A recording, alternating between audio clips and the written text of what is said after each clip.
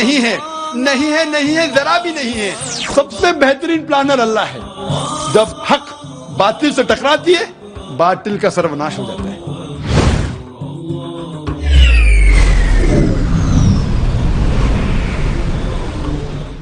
اقرأ رقيا ورتل القرآن اصدح بصوتك اسمع الأكوان اقرأ كلام الله داوي نفوسنا لنحس في أعماقنا الإيمان فؤاد كالحجارة قسوة فإذا وعى القرآن حين لانا كم من فؤاد كالحجارة قسوة۔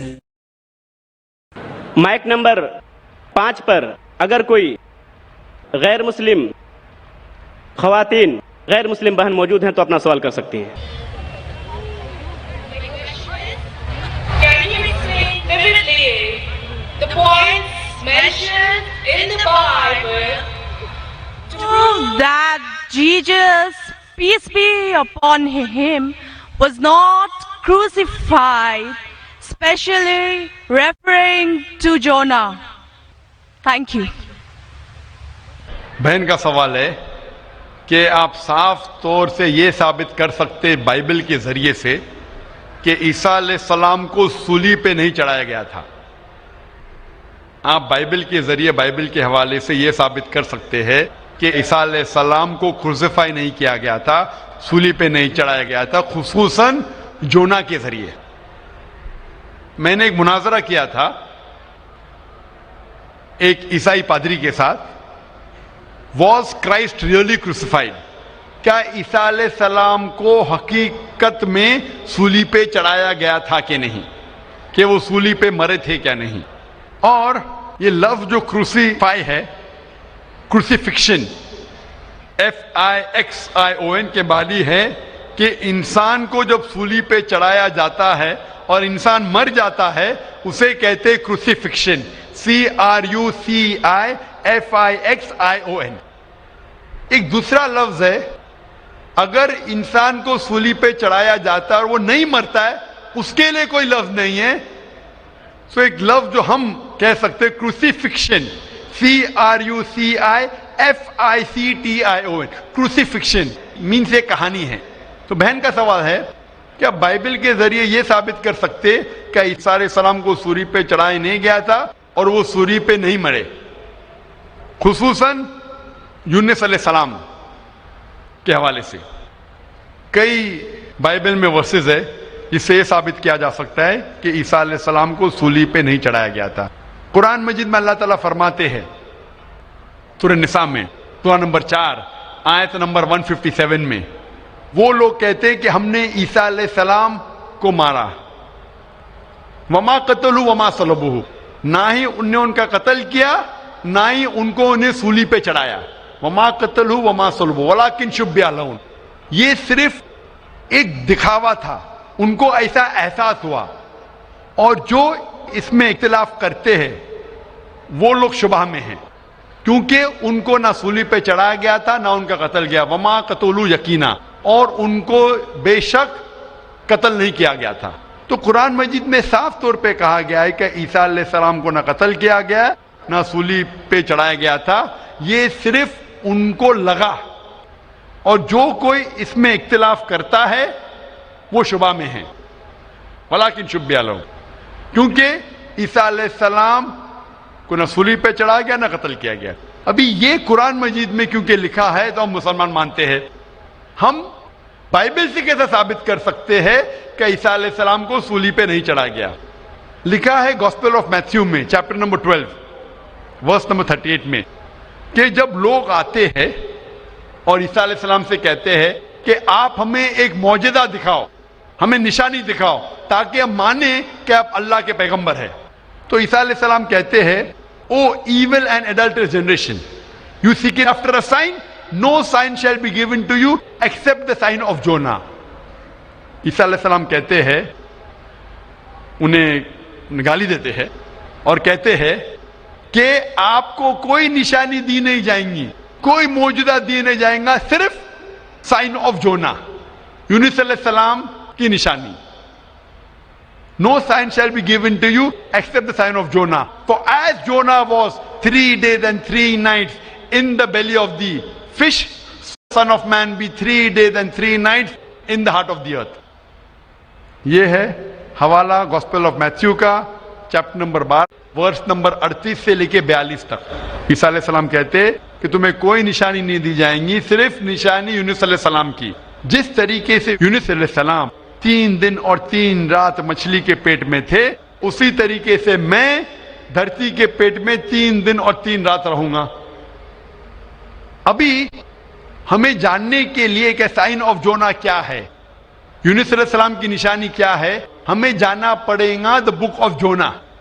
ایک بائبل میں کتاب ہے جس کا نام ہے جونا, یونس علیہ السلام. یہ کتاب صرف 2 پیج کی ہے, یہ بہت چھوٹی کتاب ہے بائبل میں. اس کتاب کی شروعات میں لکھا ہے کہ اللہ سبحانہ و تعالیٰ نے اپنے پیغمبر یونس علیہ السلام کو کہا تھا کہ اپنا پیغام پہنچاؤ, آپ جا کے پیغام پہنچاؤ نینوا کے لوگ کی طرف. یونس علیہ السلام بائبل کے مطابق کہتے ہیں وہ ڈرتے ہیں کہ یہ لوگ کیا پیغام سمجھ پائیں گے, اسی لیے نینوا جانے کے بدلے وہ ایک کشتی میں سوار ہوتے جوپا کی طرف. اور اس وقت ایک سپرسٹیشن تھا, سپرسٹیشن مطلب اندھ وشواس تھا کہ اگر کوئی اپنے مالک کا کہنا نہیں مانتا اور مالک کی نافرمانی کرتا ہے تو ایک سٹارم آ جاتا ہے سی میں, دریا میں ایک سٹارم آتا ہے. تو سٹارم آنے کی وجہ سے لوگ کہتے ہیں کہ ہم میں سے کسی ایک نے اپنے مالک کی بات نہیں مانی. یہ سب لکھا ہے بائبل میں بک آف جونا میں. یونس علیہ السلام کیونکہ اللہ سبحانہ تعالیٰ کے پیغمبر تھے, بائبل میں لکھا ہے کہ انہوں نے بات مان لی اور کہا کہ میں اپنی مالک کا کہنا نہیں مان رہا ہوں اور نینوا کے بدلے جوپا جا رہا ہوں, تو میری وجہ سے یہ سٹارم آیا.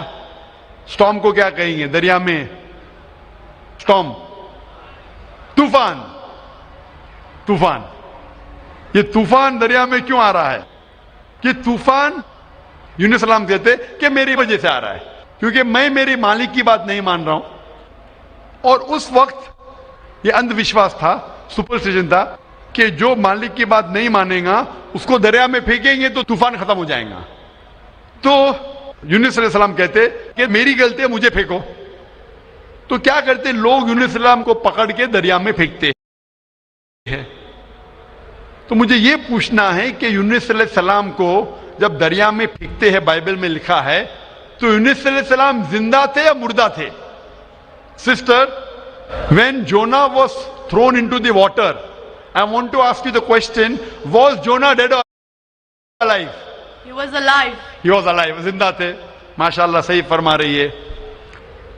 طوفان اتنا زور کا آ رہا تھا, طوفان میں اگر ایک زندہ انسان کو ڈالتے ہیں, وہ طوفان میں دریا میں انسان مرنا چاہیے, لیکن یونس علیہ السلام مرے یا زندہ تھے؟ He ought to die in the storm. Was he dead or was he alive?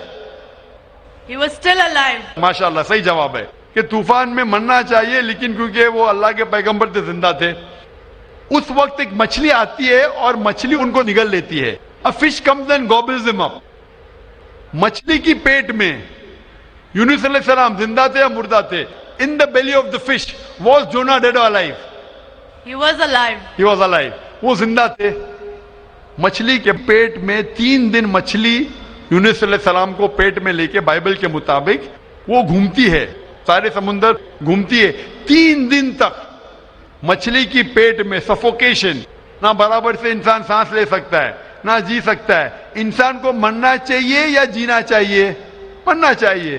لیکن یونس علیہ السلام زندہ تھے یا مر گئے؟ جونا, though he was 3 days, he was there in the belly of the fish. For 3 days the fish took him in the water. He ought to die. Was Jonah yet dead or alive? He was still alive. He was still alive. ماشاءاللہ ابھی تک زندہ تھے. بہن صحیح جواب دے رہی ہے. 3 دن کے بعد وہ مچھلی یونس علیہ السلام کو الٹی کر دیتی ہے. मतलब पेट में से बाहर निकलते हैं सलाम और वो समुंदर के किनारे पे आते हैं, जिंदा या मुर्दा. The fish vomits out Jonah, peace be upon him, and throws him onto the shore. When Yunus alayhi salam, when Prophet Jonah was thrown on the shore, was he dead or alive? He was alive but unconscious. Alive but unconscious. After some time, did he gain consciousness or not? Yes, he did. Fine. Finally he was conscious and alive, Alive. no? Alive. Fine. Alive. So alive. Miracle of a miracle of a miracle of a miracle. वो जिंदा थे. एक जिंदा आदमी को दरिया में जब फेंकते मरना चाहिए, नहीं मरते हैं, जिंदा रहते, मौजज़ा. तूफान में मरना चाहिए, नहीं मरते, जिंदा रहते, मौजज़ा. मछली आके निगल लेती है, मरना चाहिए, जिंदा रहते, मौजज़ा. मछली 3 दिन तक उनको समुद्र में घुमाती है, मरना चाहिए, नहीं मरते, मौजज़ा. मछली उनको उल्टी करती है दरिया के किनारे पे, वो जिंदा रहते, मौजज़ा. मौजज़ा का मौजज़ा का मौजज़ा का मौजज़ा.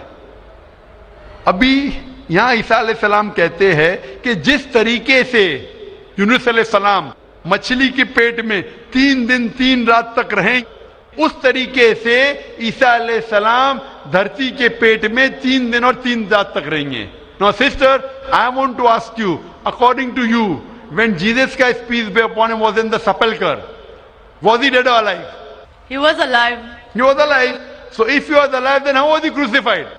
Crucified means someone dying on the cross. बहन कह रही कि ईसा अलैहि सलाम जब उनको लेके गए थे कब्र में, वो जिंदा थे. तो क्रूसिफाई होने के लिए, सूली पे मरने के लिए इंसान को मरना चाहिए. तो वो बाइबल के मुताबिक वो सूली पे लगाया गया था, लेकिन मरे नहीं, उन्हें उतारा गया था, वो जिंदा थे. और जब कब्र में लेके गए थे सेपल्कर, उस टाइम बहुत लंबी चौड़ी कब्र होती थी, बोगदा होता था, बड़ा बोगदा होता था जिसके अंदर इंसान खड़ा भी हो सकता था. 3 दिन और 3 रात तक ईसा अलैहि सलाम फरमाते कि जिस तरीके से यूनुस अलैहि सलाम 3 दिन और 3 रात मछली के पेट में रहें, उसी तरीके से मैं 3 दिन और 3 रात धरती के पेट में रहूंगा. उसका मतलब ईसा अलैहि सलाम जिंदा थे. अगर जिंदा थे तो सूली पे नहीं मरे हो. तो इसीलिए बाइबल के जरिए एक तरीका है साबित करने के लिए कि ईसा अलैहि सलाम सूली पे नहीं मरे, वो जिंदा थे. और कुरान मजीद की बात सही है कि वमा कतलू वमा सलबू, ना वो सूली पे मरे ना उनका कत्ल किया है. ये सिर्फ एक शक और शुबा है. Hope that answers the question, sister. Thank you. Sister, I would like to ask you that now do you believe that Jesus Christ, peace be upon him, did not die on the cross? I do believe, but I just wanted to prove my friends or my colleagues as to Jesus Christ was not crucified according to their own version. That is Bible. What's your Thank name, you. sister? What's your name, sister? I am Sahadia Naz and I'm a teacher by profession. You're a Muslim. Yes, I am. MashaAllah. Okay, anyway, hope you have satisfied your friend. Yes, I am. But we request that the non-Muslim should be given the first chance to ask the question. Okay, thank you. Mic number 1 से गैर मुस्लिम भाई है तो वो अपना सवाल कर सकते हैं. जय जिनेन आदाब. मेरा नाम अरुण कुमार जैन है, मुर्शिदाबाद औरंगाबाद से आए हैं. मेरा क्वेश्चन है, जो नया मस्जिद बन रहा है और कब्रिस्तान है और ईदगाह है, उसमें मेरा मन हुआ है जो हम इसमें जमीन या पैसा रुपया दें, मेरा मन चाहता है. लेकिन उन लोग बोलते हैं जो हम लोग गैर मुसलमान से कोई चीज़ नहीं लेते हैं.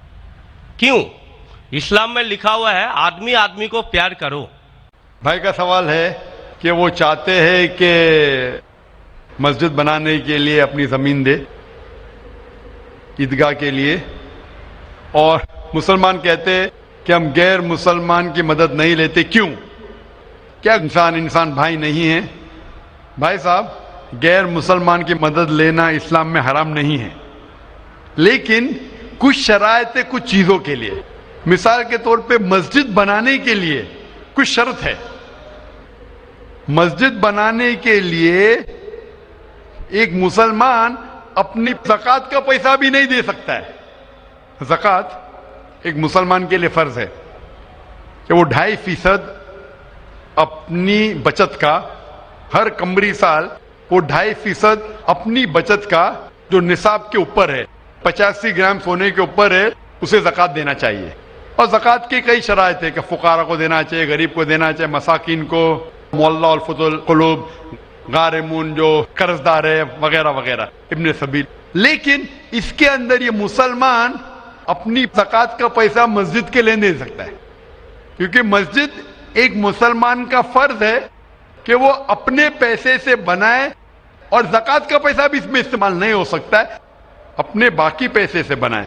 ज़कात का पैसा की कैटेगरी लिखी गई है सूरह तौबा में, सूरा नंबर 9 आयत नंबर 60 में, कि ये 8 कैटेगरी को आप ज़कात का पैसा दे सकते हैं, मस्जिद बनाने के लिए नहीं, क्योंकि मस्जिद एक फर्ज है। मुसलमान खुद अपने पैसे से, ना कि ज़कात से, अपने बाकी पैसे से जो सदका हो या बाकी पैसे से, ना कि जो गरीबों के लिए जो पैसा महफूज है, जो 8 कैटेगरी है उसके लिए महफूज है, वो पैसे में से आप मस्जिद बनाने के लिए दे सकते हैं। ये एक शर्त है।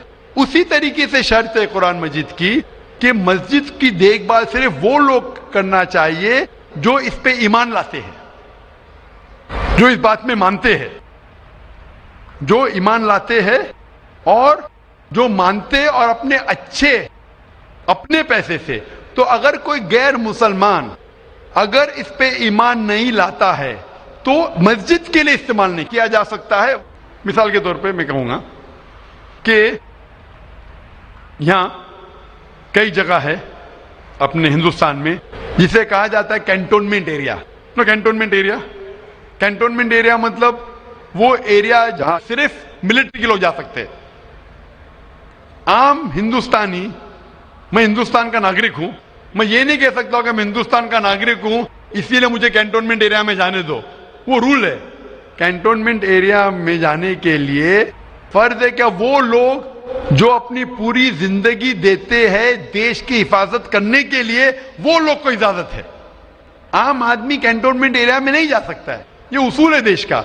उसी तरीके से जो लोग ईमान लाते हैं मजहब पे और ज़कात के अलावा अपनी बाकी आमदनी के पैसे से मस्जिद बना सकते हैं। तो इसीलिए क्योंकि आप ईमान नहीं लेके आए तो मस्जिद बनाने के लिए आपके पैसे का इस्तेमाल नहीं हो सकता है। लेकिन बाकी खैरात की अलग बात है। अगर आप किसी को पैसा देते हैं, किसी को तालीम के लिए, मुसलमान को, तो हराम नहीं कि मुसलमान गैर मुसलमान का पैसा नहीं ले सकता है। सिर्फ मस्जिद के लिए शर्त है। तो कुछ चीजों के लिए शराइत है, बाकी चीजों के लिए नहीं। मिसाल के तौर पर आप कहना चाहते हैं कि मैं मेरे पैसों से कोई मुसलमान को पालना चाहता हूं, तो कोई मुसलमान आपके पैसे से तालीम हासिल करना उसके लिए हराम नहीं है, सिर्फ मस्जिद के लिए। अगर आप चाहते हैं कि आपका पैसा मस्जिद में इस्तेमाल हो तो पहले आपको मुसलमान बनना पड़ेगा, आपको ईमान लाना पड़ेगा, फिर ही आप, क्योंकि आप अगर जिस चीज में ईमान नहीं लेके आते, आप अगर ईमान नहीं लेके आते कि हमको एक ईश्वर को मानना चाहिए, हमको सलाह पढ़ना चाहिए, तो उसी तरीके से अगर आपको ईमान आ जाएगा कि ये मस्जिद सही इबादत की जगह है और मैं इस पे यकीन करता हूं, फिर आपका पैसा ले सकते हैं, वरना नहीं। Hope that answers the question. आपका दूसरा सवाल है ये हम लोग जो गाय का दूध पीते हैं वो वेज है कि या नॉन वेज है? भाई का सवाल है कि हम गाय का दूध जो पीते हैं वो वेज है कि नॉन वेज है। साइंटिफिकली गाय वेज है कि नॉन वेज है? भाई साहब हम लोग जानते हैं नॉन वेज है। गाय नॉन वेज है ना? हाँ। तो उसका दूध वेज होगा या नॉन वेज होगा? Non veg. लेकिन हम लोग का धर्म में वो देवी है। हाँ, अभी उसके ऊपर बाकी सवाल आ गया ना। आपका पहला सवाल था कि दूध नॉन वेज है क्या वेज है, तो मैंने पूछा गाय नॉन वेज है क्या वेज है, आपने कहा नॉन वेज, तो दूध भी नॉन वेज होगा। तो साइंटिफिकली दूध नॉन वेज है, लेकिन क्योंकि दूध के बिना आपकी जिंदगी नहीं गुजर सकती है तो दूध को लोग ने वेज कर दिया। आप समझे ना, दूध के बिना जिंदगी गुजरना मुश्किल है तो दूध को वेजिटेरियन कह दिया। तो मेरे तकरीर में जो मुनाजरा हुआ था मेरा एक जैन के साथ कि गोश्त खाना इंसान के लिए हराम है कि हलाल है। हम भी जैन है, मालूम है आपका नाम जैन है। तो एक मुनाजरा हुआ था with the president of the Indian vegetarian Congress mister रश्मि भाई जवेरी, वो प्रेसिडेंट थे। तो एक मुनाजरा हुआ کہ گوشت کھانا انسانوں کے لیے حرام ہے کہ حلال ہے. اور مناظرے میں نے ثابت کیا کہ گوشت کھانا انسان کے لیے حرام نہیں، اچھا ہے، ثابت کیا. اور اس میں یہ بھی کہا کہ دودھ نان ویج ہے، لیکن سارے ویجیٹیرین دودھ پیتے، کیوں؟ آپ سمجھ رہے نا؟ تو دودھ سائنٹیفکلی از نان ویجیٹیرین.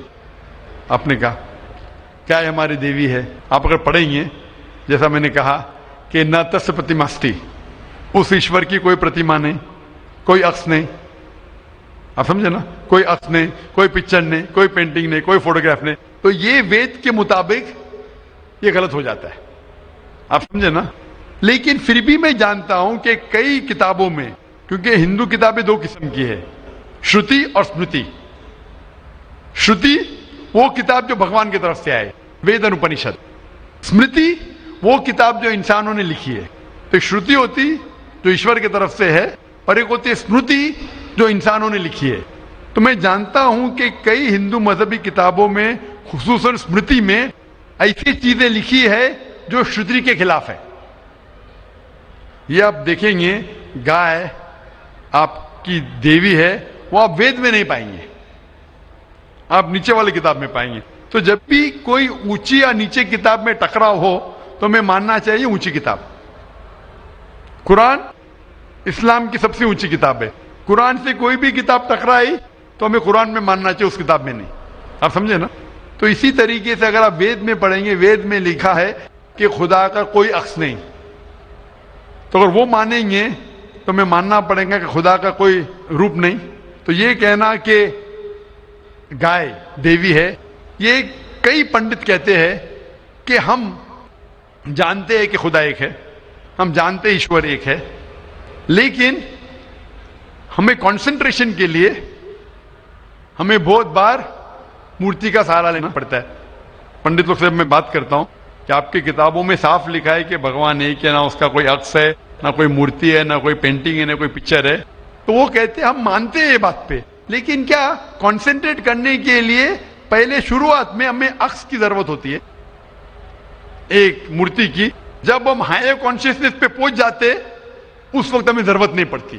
تو میں ان سے کہتا ہوں مسلمان ہائر کانشیسنس پہ پہنچ گئے، ہمیں کوئی عکس کی ضرورت نہیں، ہم ایشور کو ڈائریکٹ مانتے، ڈائریکٹ عبادت کرتے. تو اسی طریقے سے کبھی بھی ٹکراؤ ہوتا ہے مذہبی کتابوں کے اندر تو اونچی کتاب کو ماننا چاہیے نیچی کتاب کے بنسبت. تو اونچی کتاب میں لکھا ہے کہ ایشور کا کوئی عکس نہیں ہے. آپ سمجھے نا؟ پھر بھی آپ دیکھیں گے لوگ اپنی مذہبی کتاب کو نہیں مانتے. تو میرا یہی کہنا ہے لوگوں سے، چاہے مسلمان ہو، جیسا میں نے کہا کہ قرآن کو سمجھ کے پڑھو. میں کہتا ہوں ہندوؤں سے کہ آپ بھی وید کو سمجھ کے پڑھو.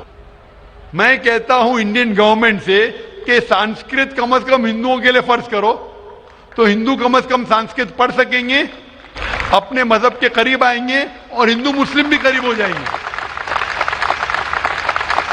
کیونکہ سانسکرت پڑھیں گے تو آپ کو پتا چلے گا کہ آپ کی کتاب میں کیا لکھا ہے. تو کوئی بھی پنڈت آپ کو گھمائے گا نہیں. پھر پنڈت گھمائے گا تو بولیں گے تو حوالہ دو کوئی ہے.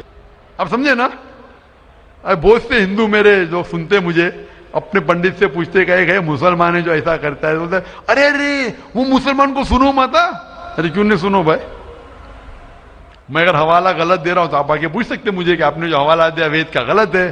میں انسان ہوں، غلطی کر سکتا ہوں. آپ سمجھے نا؟ تو میں کہتا ہوں ہندوؤں سے کہ آپ سانسکرت جانو، اپنی وید پڑھو. تعالوا الی کلمۃ سواء بین بینکم، آؤ ہم اس بات کی طرف جو آپ اور ہم میں یکساں ہے، یکسانیت کی طرف آئیں گے تو ہندو مسلمان ایک ہو جائیں گے. Hope the answer the question. اقرأ أخيا ورتل القرآن اصدح بصوتك اسمع الأكوان. اقرأ كلام الله داوي نفوسنا لنحس في أعماقنا الإيمان. كم من فؤاد كالحجارة قسوة فإذا وعى القرآن حين لانا